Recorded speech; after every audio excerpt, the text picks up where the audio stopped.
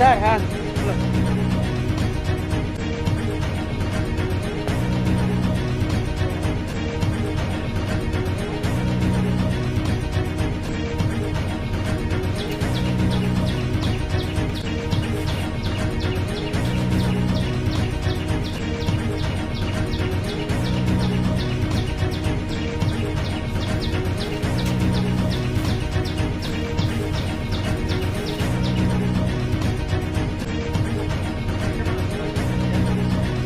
মোটামুটি 1:30টা বাজে স্যার। হ্যাঁ 1:30 এটা 50 এটা 50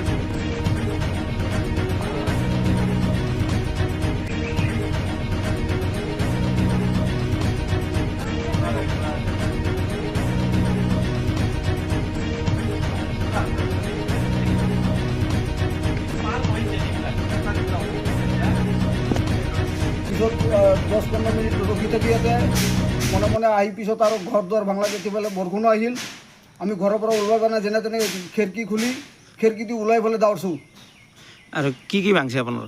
আমাৰ পাকঘৰবিলাক ভাঙছে, থালি বা কাঁহী বাতি ডেক্সি এই কলহী চব ভাঙি দিছে।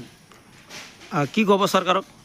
এতিয়া চৰকাৰক আহ্বান জনাওঁ যে আমাৰ যিটো ক্ষতিপূৰণ তামোল গছ ভাঙছে 150 মান, এইটো আমাৰ ক্ষতিপূৰণ লাগে। আগতে ভাঙছিল, মই সেইটো ক্ষতিপূৰণ খোজা নাই, কিন্তু এতিয়া আমাৰ বৰবাদ কৰিছে, আশাটো নিৰাশা কৰি দিছে। আছে নেকি? সব ভাঙছি, তামোল গাছ গোটাই ভাঙছি। কল খাইছে, এইটো আমি নোখোজোঁ, কলৰ আমাৰ ই নালাগে। কি ভাঙছে? তামোল গাছ, কল গাছ খাইছি আৰু নাৰিকল গাছ ভাঙছি, নিম গাছ ভাঙছি। চৰকাৰক এতিয়া আবেদন জনাওঁ যে এতিয়া ফৰেষ্টক ভাল গাড়ী এটা দিয়ক। এতিয়া আমাৰ এতিয়া গাড়ী কৰি ডিউটি কৰিব তাহাৰ গাড়ী নাই, এনেকুৱা আহিব নোৱাৰে। নদীত পানী এইফালে ব্ৰিজ হৈ ঘূৰি আহিব লাগে, মেলা বজাৰ হৈ বাগান হৈ আহাতে তাহাৰ পলম হৈ যায়। ফোন মাৰিলেও ফোন নালাগে তাহাৰ মোবাইলত, এনেকুৱা অৱস্থা হৈ গৈছে। বৰষুণ বতৰ, ক্ষতিপূৰণটো দিবই লাগিব। আমি নহ'লে কেনেকৈ চলিম?